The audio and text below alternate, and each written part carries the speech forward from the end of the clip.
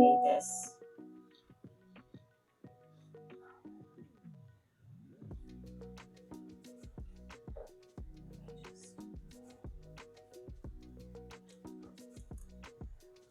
Okay, cool. Any questions so far? I'm going to assume no, because if you're on the this page, you've probably done all of this stuff before. And I'm just going to move my pivot points to make these easier to match, because I'm going to match on the side here from a point. Let's just check these. It doesn't look perfect. So yeah, we'll do it from there, and you can see that these circles here aren't matching. But that's okay, because at least our walls are matching, and that's what's the most important thing. Side elevations, again, we'll need these soon, but not right away, which is fine. And one thing I'm going to correct in a second is we're going to have to make sure that we're way close to the root. So wherever this DWGs come in, it's so far off of 0. And it's something that some people forget to check when they're working on their projects. Especially when they're importing from a lot of architecture software. You just forget to check stuff like what the units are that they're using, or where their software, how far off of root of 0 this is going to be. So let's move all of this to 0 and carry on working from there. Amazing. Just don't group it. I don't need it to be grouped. Okay. Right, so all I need now is really the distance in these floors. So this is the the garden door. So this is from the back entrance. I'm just going to hide this top floor because I can't see what I'm doing. Yeah, so it's going to be one of these. And I'm going to assume, yeah, because this is from here, from your front garden. And your staircase is a good indicator as well of what's happening. So I'm completely fresh to this scene and this design. So I'm having to kind of interpret it at the same time as I'm showing you. Not even had a consultation with anyone, so that's it. But as you go through the project, you slowly start to become a bit more accustomed about what's doing. I need to have my access restraints on. That's always something that when you have a Fresh Max scene open, a lot of people forget. And I installed this Fresh Max onto my laptop today. So I've managed to put the basics on there of what I know I need. And then there's going to be a few bits and pieces that I need to remember as I go. Okay, so I'm going to unhide this, and I'm going to snap that to where my first floor is. Amazing. And front door. Cool. It's a nice front door as well. It's quite grand house. I wonder where they would have built this. Okay, and I can just match this to the center of this front door as well. Just makes it really easy where I'm placing.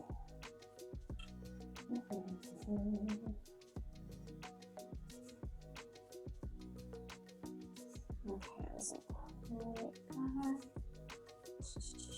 That's me. Looks like we're actually flipped, because you can see, if I just take the ground floor and this elevation, make it a bit easier to see what I'm doing. Yeah, so it's actually from here, because we've got this window here, which is actually centered to there. Yeah, that makes a lot more sense. And then we've got the smaller door here with the going in. Okay, fine. Yeah, that makes a lot more sense. See, tutorials on YouTube, I find it never shows you the process it takes to interpret what you're actually given. And that is a large part of what working as a 3D visualizer is. It's interpreting what you've been given by other people. And it's not always that obvious. And you really have to make sure that it's not, you've got the interpretation correct, and it's just, it's not a mistake. Because you don't want to be going and saying something's a mistake when it's just you haven't read something correctly. And I do that more often than I'd like to admit. Okay, cool. So we just have, yeah, this guy going like this, and to here, to this door, opening here, cool. And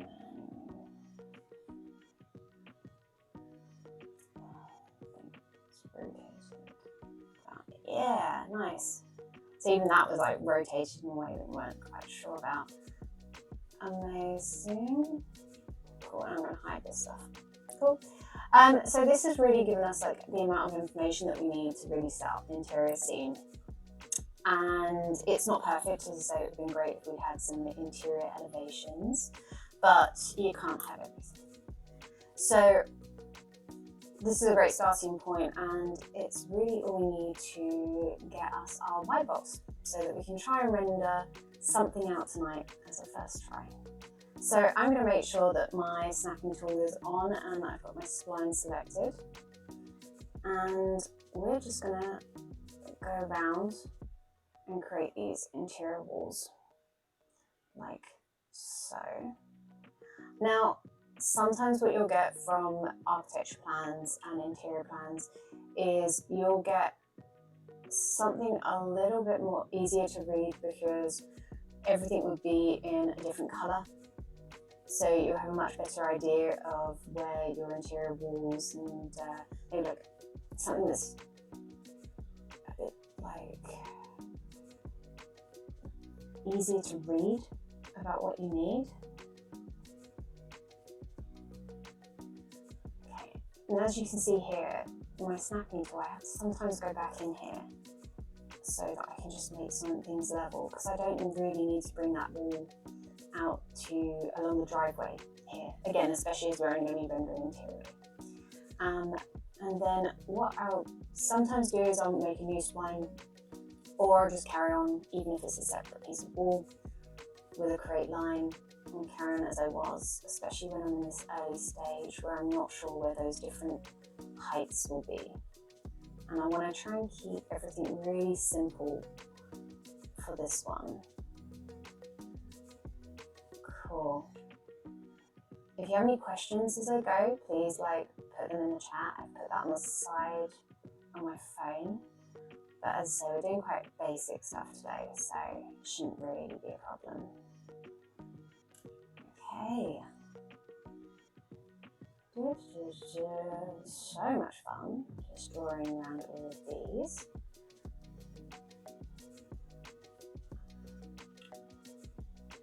But a lot of the work is time consuming. I can't just do a jump cut, edit. Okay, down here.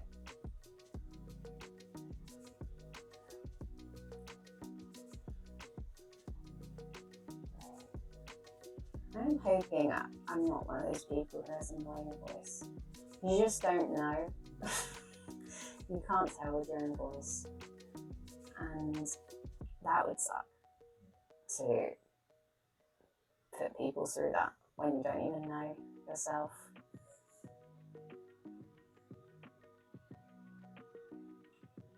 Cool.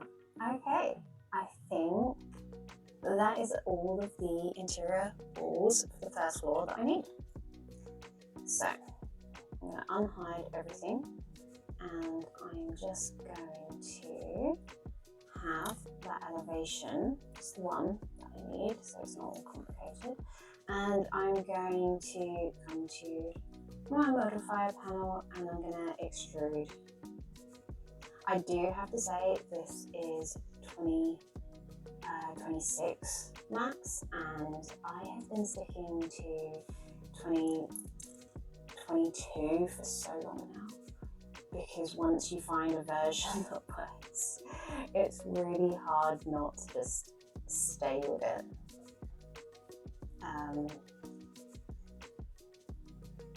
Because you just don't know if you're going to go to the newest version and then everything's just going to break, or your plugins aren't going to work, whatever, and that is really annoying. Okay, cool. So the one thing I've done now is that I've got all these interior walls up and running, awesome, but now I just need to fill in the tops of these doors. I'm going to do everything kind of to the same level for now, which is to there. Let me just check my front. Cool. And then I can go through and just make sure that everything, geometry, and then just make the first floor again. Again, I think this is where a lot of people would work in layers, but I don't know. I'm kind of a chaotic person. I have trained some very talented people, and they are all very organized people, and I'm not gonna lie, I get told off. I get told off by people I've trained so much, but I listen to it because they are so talented, and you gotta listen when when you know they're right, especially you gotta listen. Cool, so let's just do the windows now, because these are all going to be different, but I'm going to just stick to them being the same for now, and then we'll go in and we'll actually kind of figure out the form of each individual window a bit later, especially when we're actually designing and building from the details, which is very useful that some of these actually do have details, because sometimes you just have to go in and make it up. You go to one of your old job files and you just take whatever fits in with whatever style you're doing, and it's really annoying. Okay, cool. So what else have we got? Over here. Haven't seen that one. Oh, I noticed something whilst I was there. So here, whilst I was there, you can see that I haven't quite gotten that verse in the right place. So I'm going to go down to my line tool. Yeah, I am going to do that. And I'm just going to move that reverse there. Cool. All good. And for here as well. There you go. One thing to keep in mind is the snapping tool. I always forget when I've got a new scene, first needs to be on and midpoint is optional. I like it personally, but make sure that it's not to grid points. Okay. Cool. Let's get this window. Cool.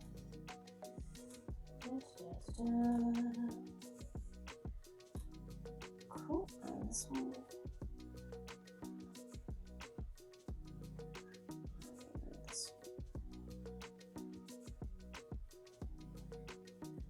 Amazing.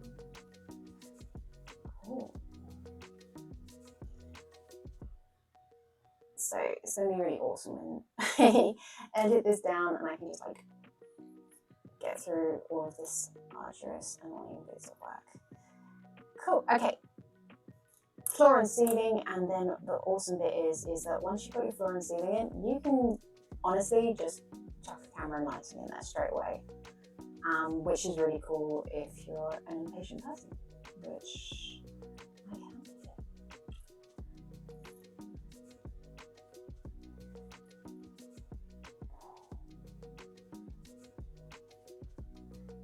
Just make sure you're snapping that interface correctly, because one thing that will happen is you'll get light spill, which can be really annoying when you're trying to figure out what's happening with the floor plane.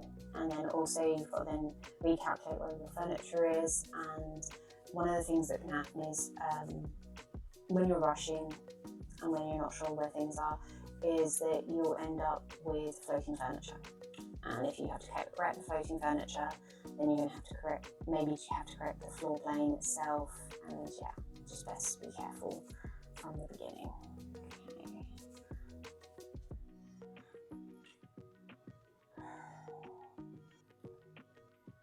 So you can see here, this doesn't quite match up here. So I'm just going to do shift and hold, and same for this one.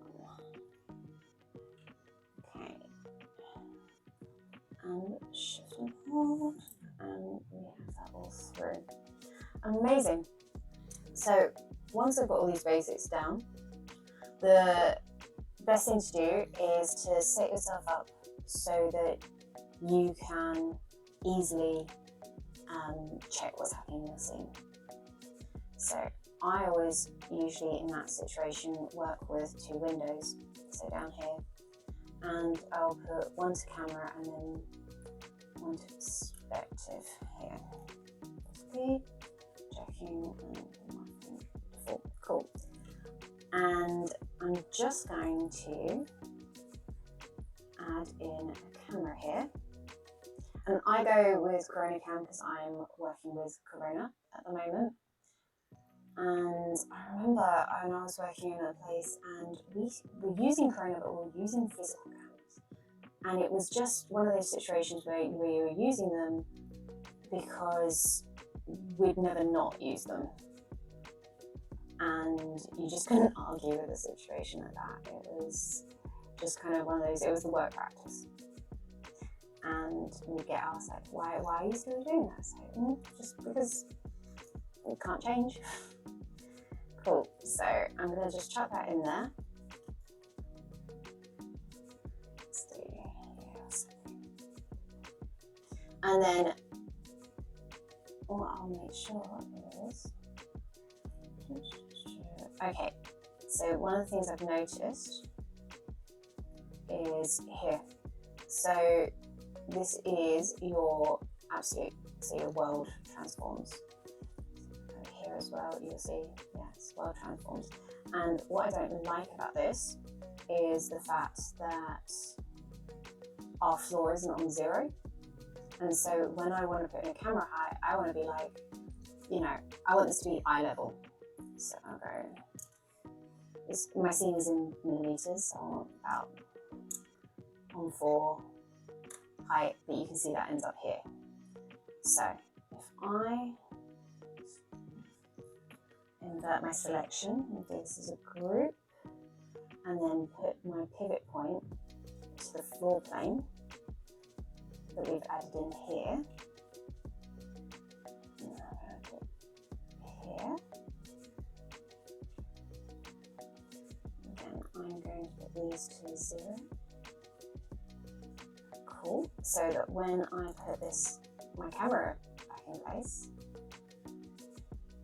and I say I want this at 1.4, you can see that that is now at eye height in your scene.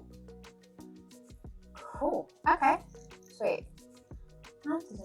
So now when I put, this is my Corona camera, and then what I also want to do is make sure I put my safe frames on. Cool, that is showing me exactly what is in my scene. I can't believe we've done this in like 23 minutes.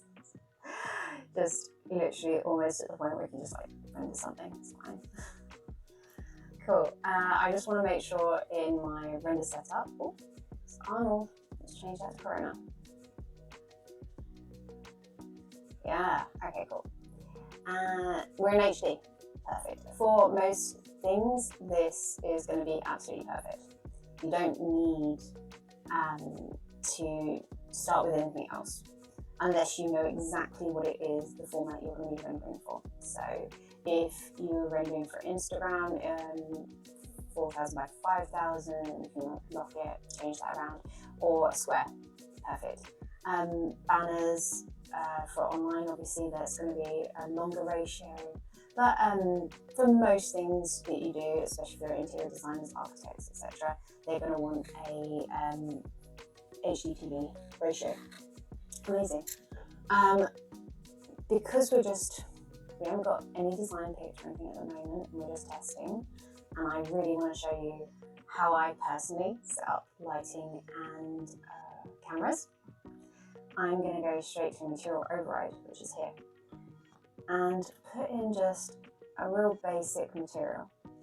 And we now have the Corona physical material. I remember when I started, it was with legacy material, and I was really annoyed when it got changed. It made me feel like such a dinosaur. The one thing I like to do when I'm doing my first round of white boxing is I like to put a fall off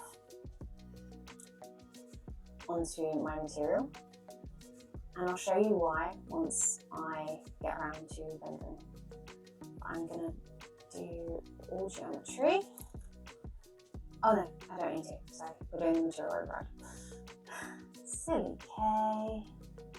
And I'm going to chuck this in here.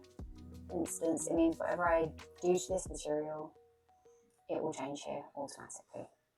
And for later, I am actually going to put this override on. So once we put any light materials in or glass materials, that should all stay as they are.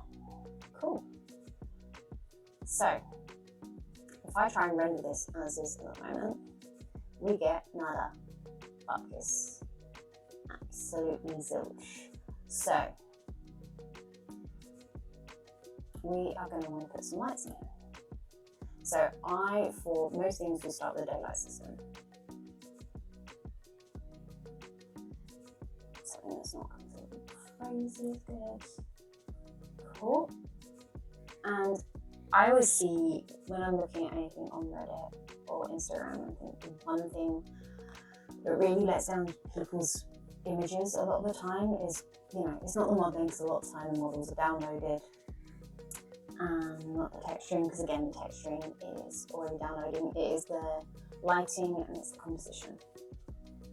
And usually it's because you just get overwhelmed with all the different ways that you can do it. But this is my way. It's pretty good as a basis for getting very fast results that look very natural. So I'm going to put this as a Corona sun, and I'm going to have no skylight, and I'm going to set it to manual. If you know the coordinates of where your property is and you want to get realistic results, awesome. Especially if you're in planning, it has to be correct.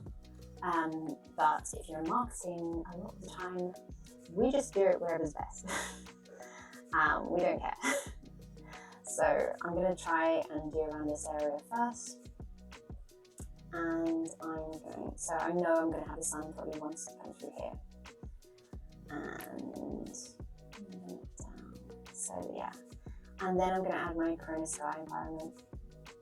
And I'm going to get it set up so I can actually alter it. And again, that's something that not many people do, is they just put it in there and then they don't do anything with it. But it's actually got a lot of very helpful features in this. So I'm going to chuck it in here. Also, one of the things is a lot of people, they work with HDRIs, and I find them very limiting, especially for interiors. Exteriors, great, but I don't do a lot of exteriors. Interiors, this is what I think is the better approach.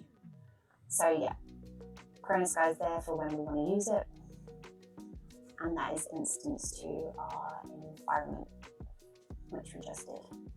So the next thing we're going to want to do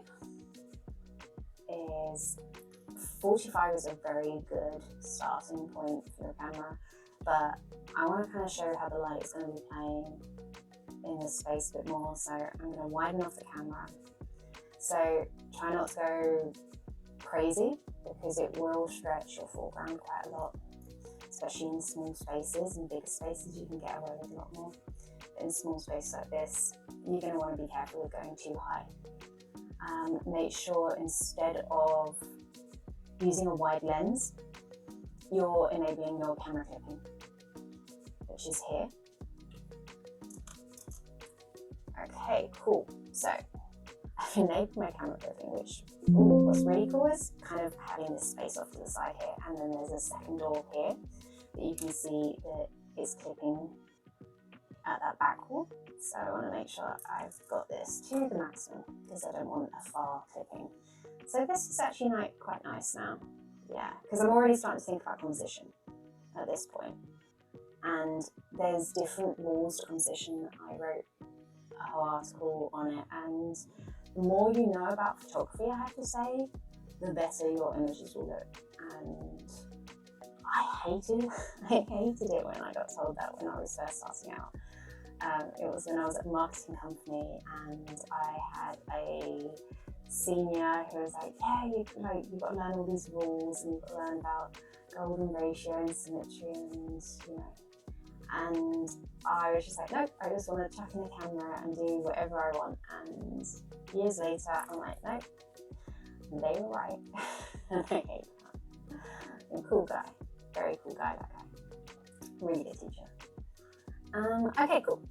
So we're in a really good place now. We have done 30 minutes and we are already set up to just test out some lighting. So here we go. I'm going to do an interactive, and you can see here, I'm going to click on this, and this viewport which I want to render, which has the yellow frame around it now, and I'm going to make sure that it's locked. So even if I click here again, it's still going to render here. Cool. And then I'm going to go onto my tone mapping, and here's where everything kind of changes. Some people, they will keep this on, but this doesn't give you actually a lot of control. It tries to do things for you. Whereas if you have an understanding of photography, you have an understanding of cameras, you'll get a lot more control and you'll get much faster results from emulating real life. So what I'm going to do is I'm going to go in here and I'm going to put in photographic exposure. And you can already see that our external light now looks a lot more natural. Okay, in the internal you can really see the difference between what's going on. And what I'm also going to do is I'm going to put in a LUT, and this is because V-Ray and Corona, a lot of the render engines, they have different things about them that make them really good and make them bad. These Keyman LUTs were kind of developed to put in, from what I got told by a co-worker of mine about 10 years ago, I have to say, were put into Corona to help with some of the lack of contrast that sometimes happens with Corona specifically. So I've just chucked that in there, and then what we can do here is, rather than using like the light mixer or something, where it can get really confusing about you change one thing and then another thing is suddenly blown out, and then you change another thing and then that thing is blown out, and it goes on and on and on. It's really annoying. So, oh shoot, I can see that that's now not showing on the cast. Let me make sure that the window is actually captured.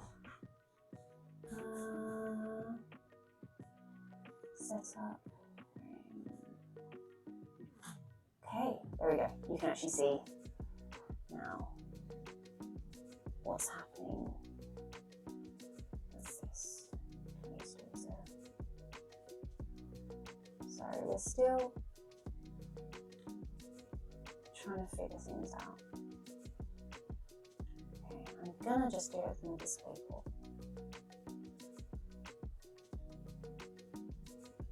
Because otherwise you won't be able to see all of the different things I've got going on.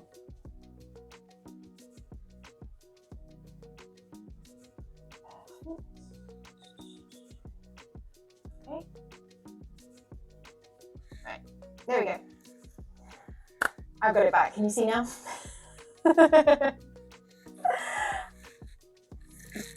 Amazing. I can see it now in my little side screen. That's it. Okay, right, where did I get up to? Okay, so this is now set up in a way. So I'm going to actually just reset this because this is your standard tone mapping frame buffer settings.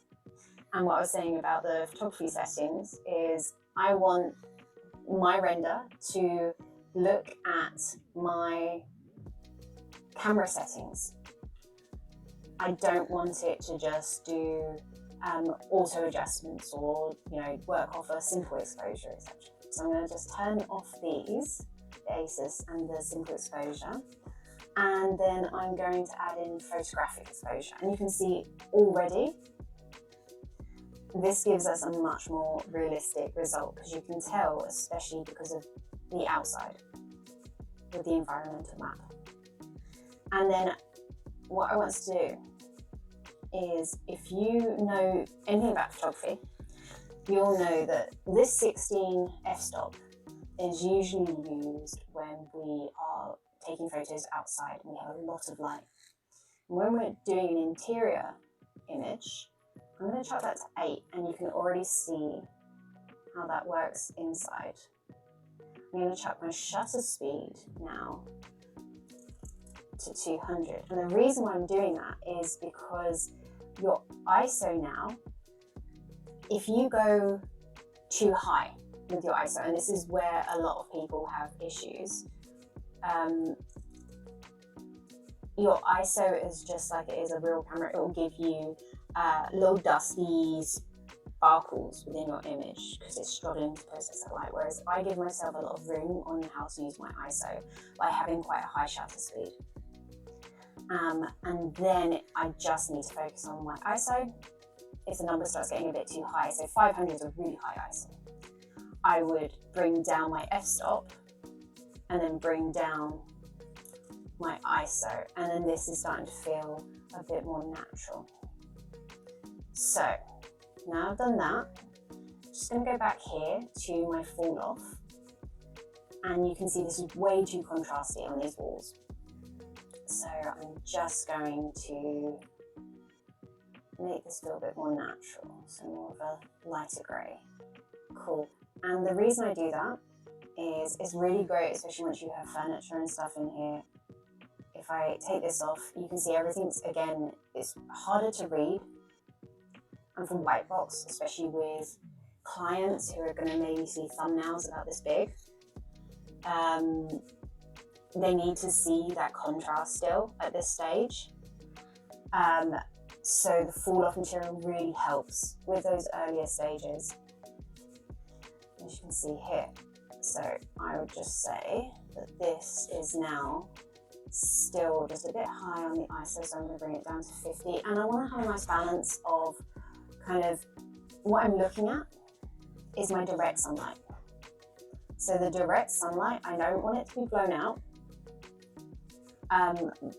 And I want it to cast a nice shape into my scene. And so, again, when you're doing lighting and composition, you want to break it down step by step. So if I first focus on the shape of the direct sunlight, yes, it's a very dark image, we can deal with that. But I want direct sunlight to not be blown out, and I want it to create a nice shape. Cool, so we're starting to get there. And I've got flat on image, so I'm going to want directional lighting, so something that creates a contrast to a very flat image. There we go. So yeah, something like this. And don't worry too much about whether the lighting coming in is like too warm or something, because we're going to be color balancing these images at some point anyway. So it's about the shape and the balance at this point. So once I've done that, what's really cool is, again, this is far too contrasty. I'm going to go to my skylight environment, and this is balanced really nicely. And then what I can do is that ambient light, your environment light, which is what makes up your daylight system. It's your direct sunlight, which is here. and that ambient light, which is just kind of the general lighting that isn't caused by the sun, that balances it. So if I put this up, you can see how this now softens out that contrast again, and you're getting that beautiful contrast between the warmth of your direct sunlight and the coolness of your environment light. And that's what you want. You want contrast. You want good balance between sunlight and shadow. You want good composition. You want blue light coming through from one angle and warm light coming through from another angle, and it's all ways that you can direct the viewer's eye. And I know it's really boring when you think about it in like a technical way, but eventually it will give you a lot more control when things are getting overwhelming and you can start kind of breaking down your images. Amazing. So I'm just going to do a very short session today, and I'll save where we get to. So we have another quarter of an hour. So what I'm going to do is I'm going to put an environment plane in here.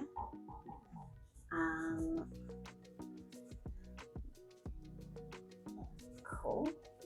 Because again, it's things like you can't see it, but if I don't put this floor plane in here, then the light goes through the bottom and up where you can't see it, and it will kind of mean that light isn't bouncing in the right way. So the closer you get to realism, the better. Okay, so once we've got that in, that's amazing. What I'm going to do is I'm going to build this back door here, because once you start you put a plane of glass there, you think the light's going to go perfectly through, but it's not. It's going to start causing some layers of refraction, where the light coming through will have different ways that it's casting, and it's really cool when you start getting those subtleties between like an open hole of light and then like the glass, and it starts casting reflections and stuff, and it's what makes your images go from looking fake to looking realistic. And what's really awesome about this pack of DWGs that we have is that they've actually given us a really good back door that we can put it in here. Okay, cool. So let's first of all do it. This doesn't have height. I'm going to do that afterwards. I'll just copy that there.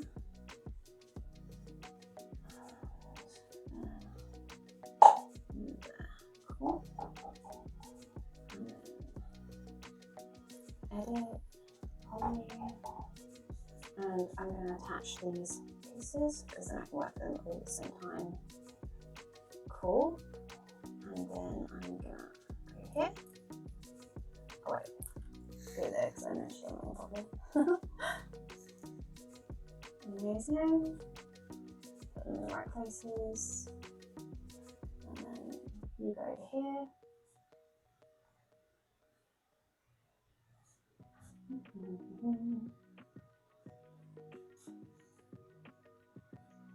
You go here. You go here. Okay, cool. And then I'm going to just like thin this off because obviously the glass is not the same as the frame. And then just now also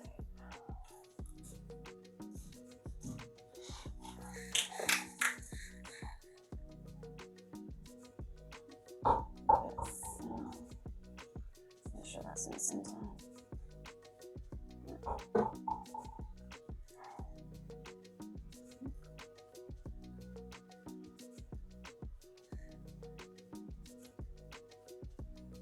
And again, whilst I'm doing this, like if you have any questions about what I'm doing or why I'm doing it, or hell, if you've got a better way of doing something, I'm all ears, because I've been doing this for 10 years and I remember when I first started getting an ego, when I was kind of figuring out what I was doing, and a new person joined and she'd only been doing it for 2 seconds.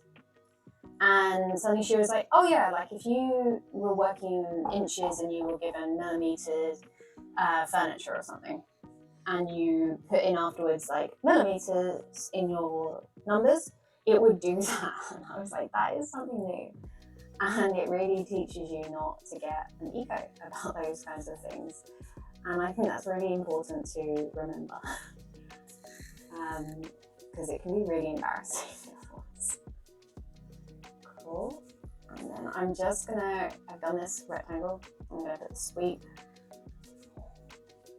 And I'm gonna do it as like a very simple box at the moment. It would be great if you notice with these details, the one thing it doesn't have is the internal way that the glass is being held. And that would be really useful. But what we'll do is we'll block this in for now, and we'll worry about that kind of level of detail afterwards. Cool. And then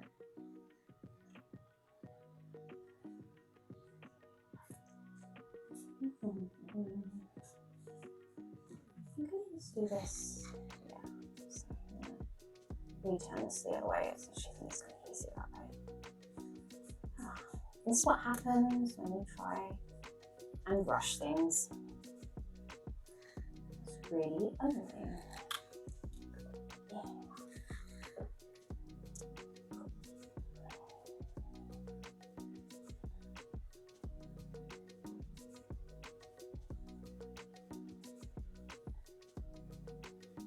You can see here where I've gone too far, and there's actually like a bar there instead.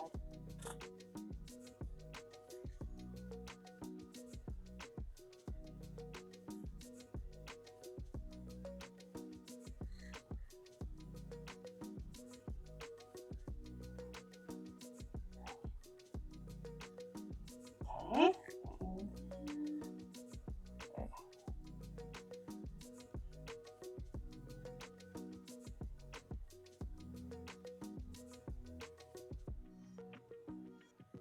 Make sure your alignment is correct. Yeah, so that's all sitting in the right space now, so that's good. I'm going to chuck that there. Now make sure not to instance as well when you're doing things that aren't the same, because it's going to give you a headache later on, because you'll start correcting things and it will not be, you'll be adjusting the incorrect way. Cool. Almost there.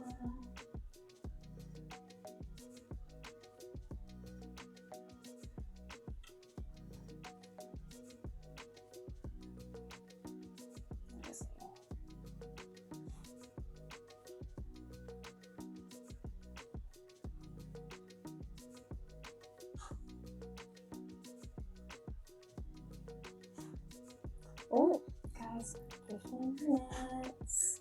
Right, let's see if we can get a window in here and just see where the difference in that lighting is and actually how that override is working as well. And then it'll be great to know, like, if I was to do this again, what kind of things you guys would want to see. Because this project would obviously mean that we would be looking at the usual stuff, so the furniture that we place in here and texturing and stuff, but it'd be really cool to know if there was anything in particular that you'd want to either hear about what it's like in a professional setting, or things that you struggle with, or any confusion along those lines. It would be really cool to know, so I'm not just kind of showing you things you're not interested in.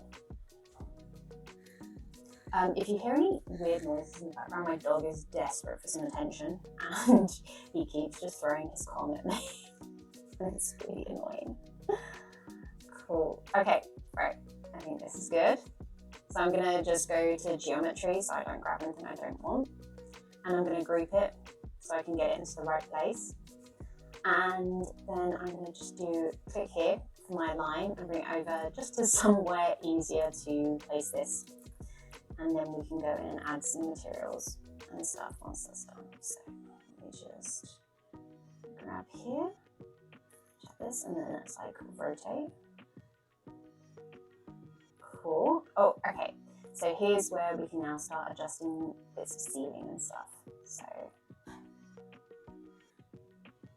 I can make sure that this is fitted correctly, and you'll see like again, whatever you think the regulars are. So it's really good to know what your standard measurements are. So what is the standard measurement for a chair? What is the standard measurement for a door? Etc. It's going to be really helpful when you are trying to work out about things without much information. And it's like this doorway is actually a bit higher in side elevation. So let's remember to turn off my geometry selection, because otherwise I won't be able to set the spline. And I'm going to select this, and I'm going to go into my side profile with L, and I'm just going to like fiddle this around a bit so that I can adjust it to the side elevation. It's very annoying, obviously, that the DWG details weren't labeled, because it would usually give you kind of a, this is door A, or this is door B, etc. But it did not have that, unfortunately. So we're just going to have to make it work with what we do have, and just make it fit. And again, you'll be surprised, you think that once you are working with architects and stuff, that all of this information will be perfect. That you have to remember that you are usually working on the project as they are working on the project. It's not a finished job usually. It is something that you are working in tandem with, and it would be great if the design was finalized before it got to you. But that is very rarely the case.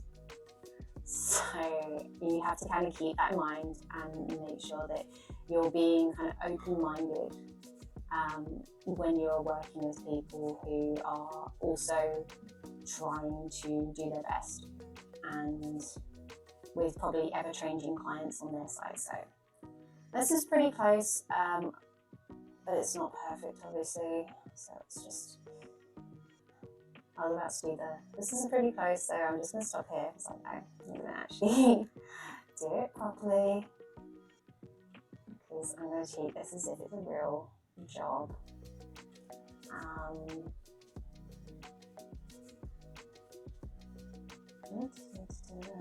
Let's have a look at that. So I'm just going to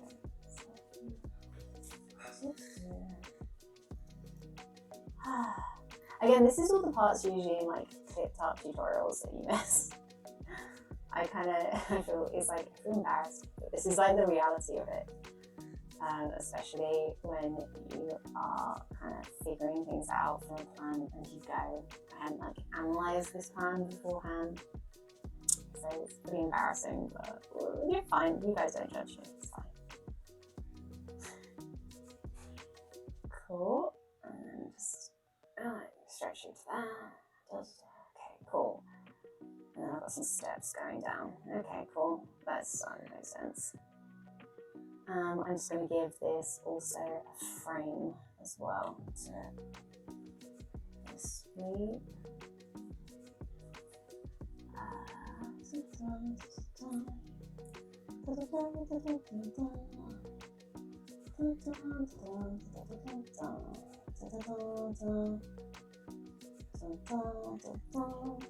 Be careful with your sweeps as well. You want to turn these off, or else you're going to get that really weird shading, and the light's not going to hit the object properly.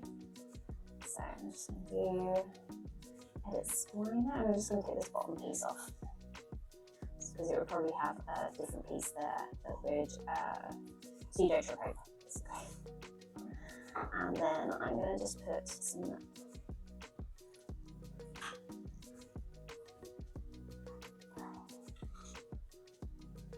boxes there, and so that's there, and then I'm going to just cut this in half, and we'll make stairs. Yeah. Connect. Again, I'm not really going into the modelling tools. I think I would do that a bit more if I was to be looking at modelling a piece of furniture. Modelling is usually the first thing I will make sure someone learns when they're first starting out, because a lot of the time people will come in with their portfolios and you ask them, okay, great image, looks great, what what did you do in this image? Like, what did you model? And a lot of the time, they kind of don't have anything that they can pinpoint that they model. And it's really off-putting when you're hiring someone if they don't know how to model. So, you know, usually the person hiring will have a way that they like things to be lit and the way that they like the cameras done and how they like a scene set up. But when they're hiring someone, especially at a junior level, they want them to be able to come in and do some modeling. So just make sure you're aware of that when you're showing your portfolio. Make sure you can highlight what you have done modeling wise into that scene. Looks like some of these aren't matching up very well. Okay, just that. Be careful with your overlapping geometry as well. Snap tool is everything. Cool. Right, so if you remember correctly, when I was in here, you might not have shown, because I might not have had it showing on the stream, I had my material override on, and I have light and glass preserved. So there's an override setting there. So when I do my locked scene, my locked viewport there, you can see that the glass is remaining. Now, I forgot here one of the most annoying things when you have a fresh 3ds Max scene. Some people might not all hate this, but I hate this. If you go to performance, yeah, it's performance, it's in here. Is it in here? Have they changed where it is? I always get this where I add in a more recent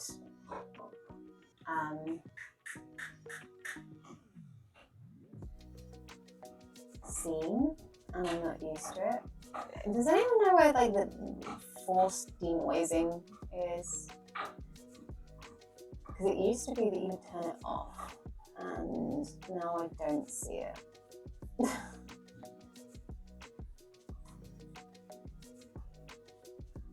Is it there?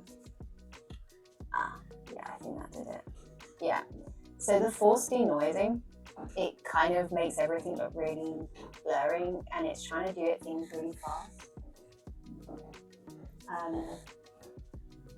But actually it makes things look really just melty, is the only way I can describe it. So this is really cool how we got here. Okay, cool. So now that I've put the doors in and I have an understanding of where those doors start, I can actually see that my floor plane will start up here, which makes sense because when you look at the front elevation, we've got the steps going up. So yes, the walls come down to here, but the steps leading up cause us to go here. So again, it's just where we are modeling at the same time as trying to figure out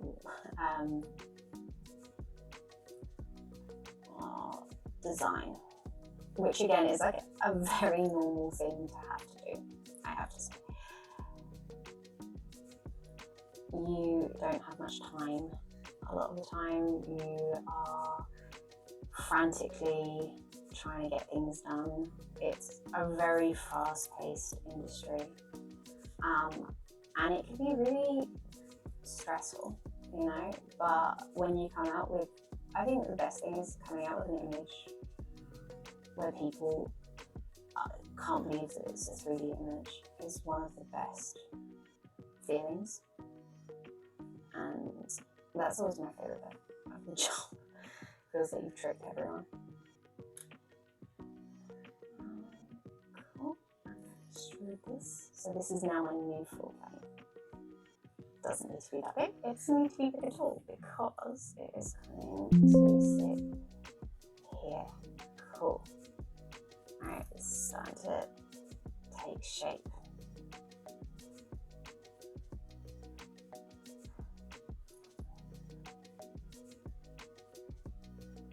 Don't have this new isolate tool. It's very annoying. Cool. we just need to adjust our camera now, because you can see the clipping has caused this issue here. Which is very annoying. So the camera, because obviously the higher your ceiling is, and like the wider your space is, the easier it's going to be to position your cameras and stuff. But when you've got like a small space like this, it's kind of like trying to squeeze something into your wardrobe when it's already full. So if I can pull it out, that would be really awesome. And then I'm gonna make the lens a bit shorter. Although I do quite like how this wall has come around a little bit. I still want to kind of keep it wide so I can show you guys the space a bit better. So what I'm going to do, bring this camera in, and then also what I can do, now we shouldn't do this too much because we should do things properly, but you've got your shift here, your vertical shift. So if I put this to 1, it goes crazy. So it's small increments do a lot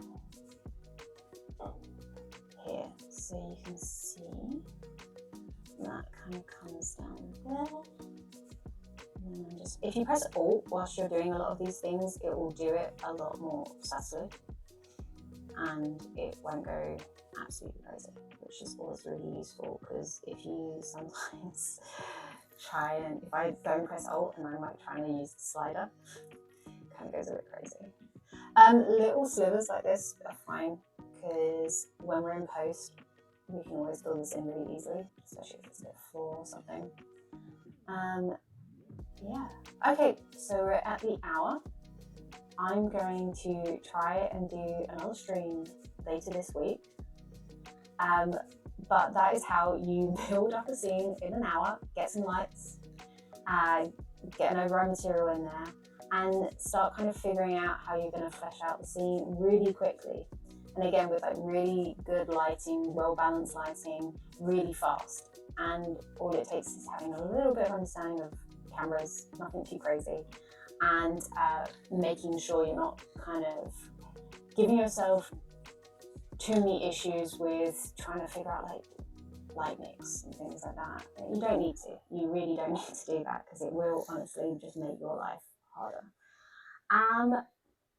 If you have any suggestions or any comments or anything I can improve, this was like the first time I've ever done this, so I hope it's been helpful, and I hope you guys will join me again at some point. And yeah, I really appreciate you guys. Thank you.